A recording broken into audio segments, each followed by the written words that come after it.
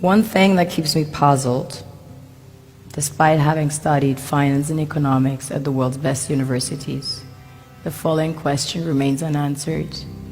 Why is it that 5,000 units of our currency is worth 1 unit of your currency, where we are the ones with the actual gold reserves? It's quite evident that the aid is in fact not coming from the West to Africa, but from Africa to the Western world. The Western world depends on Africa in every possible way, since alternative resources are scarce out here. So how does the West ensure that the free aid keeps coming?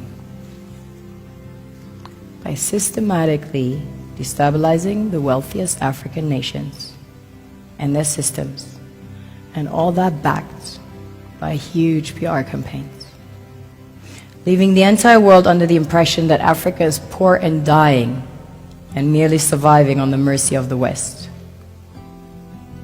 Well done, Oxfam, UNICEF, Red Cross, Life Aid, and all the other organizations that continuously run multi-million-dollar advertisement campaigns depicting charity porn to sustain that image of Africa globally. Ad campaigns paid for by innocent people under the impression to help with their donations. While one hand gives under the flashing lights of cameras, the other takes in the shadows.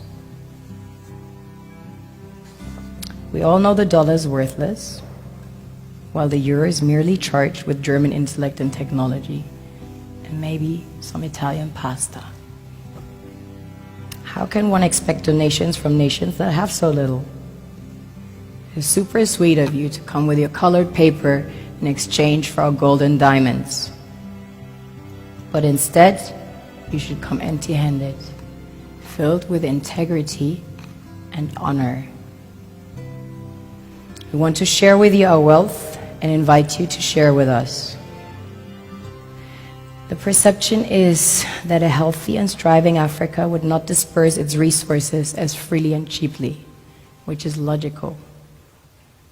Of course, it would instead sell its resources at world market prices, which in turn would destabilize and weaken Western economies, established on the post-colonial free meal system.